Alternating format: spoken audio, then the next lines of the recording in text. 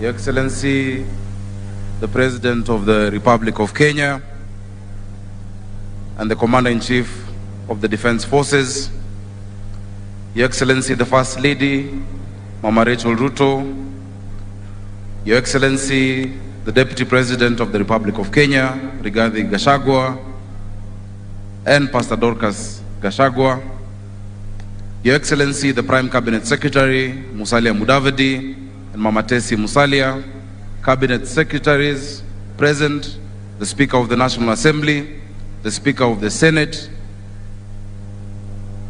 the Diplomatic Corps, members of Parliament from both the National Assembly and the Senate, wananchi wa Nairobi na wananchi wa Kenya, happy Jamhuri Day. Your Excellency, 59 years ago, close to where we stand today, in this county of Nairobi, our flag flew over a free people in a free country for the first time. Your Excellency, in the years before we won our independence, the people of Nairobi were violently divided by race.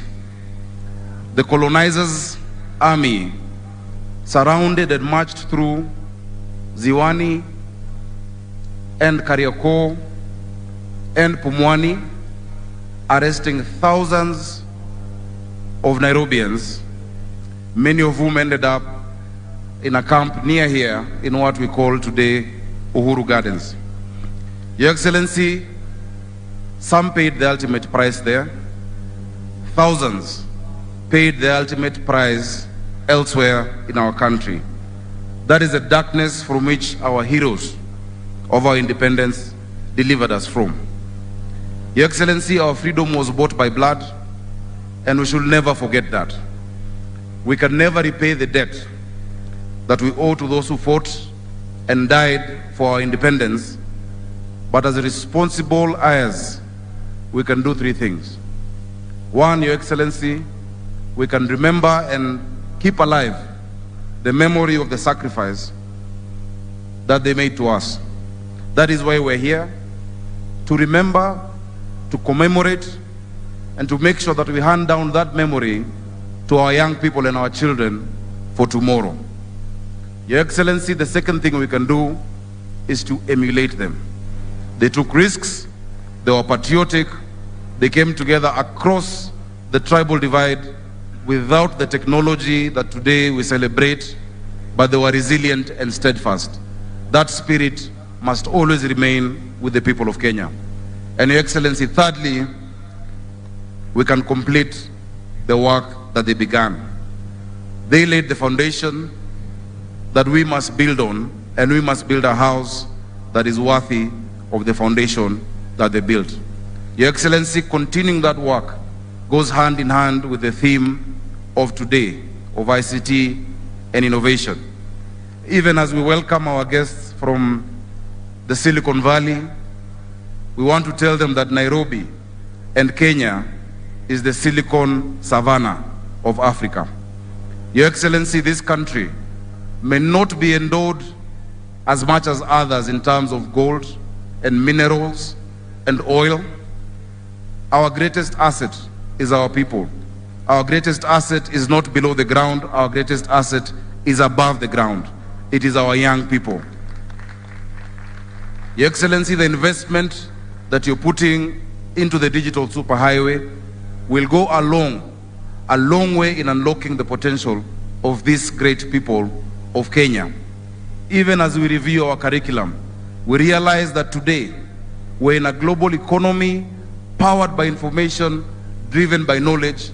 The young people in Sigalagala must not be prepared to compete with young people of Singore in Elgeyo Marakwet, but with young people of Singapore.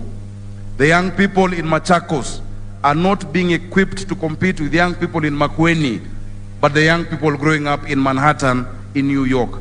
This is a global village, and we must give them the tools that they require to compete.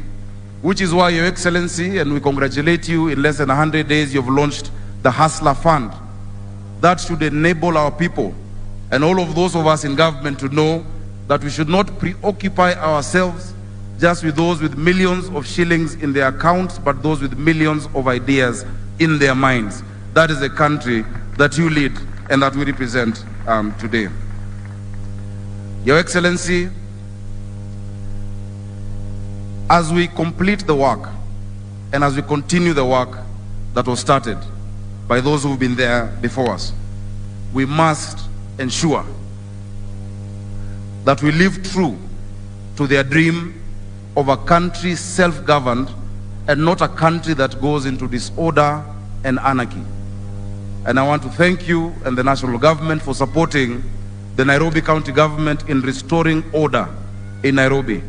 Your Excellency, today our children can sleep peacefully without endless noise from discos and nightclubs. It cannot be that young people cannot sleep because old people are enjoying themselves downstairs. We must restore sanity, we must restore order, and that is the dream of those who are there before us. Your Excellency, we shall continue in that work, and we shall make sure that we create more economic opportunities even for those who are employed there by zoning and establishing the right areas for each of us to ply our trade. Your Excellency, also, we are working hand in hand with the national government in restoring order when it comes to our environment. We are glad that we've gazetted the Nairobi Rivers Commission that will go a long way in restoring our rivers, not just Nairobi River, but also Madare River and Ngong River, and making that an economic frontier for a clean city, a city of order, a city of dignity, a city of hope, and a city of opportunities. Your Excellency, in addition to that, we are working hand in hand with the Kenya Forest Services to begin a tree planting program throughout the county of Nairobi so that we can green our environment and engage our young people in restoring the environment that was bestowed to us. The environment that we find, Your Excellency, is not a gift that we give to generations that come, but it's something that we've borrowed from them. Today, we enjoy shades from trees that are planted by many who do not see them coming up. Let us provide that for generations to come.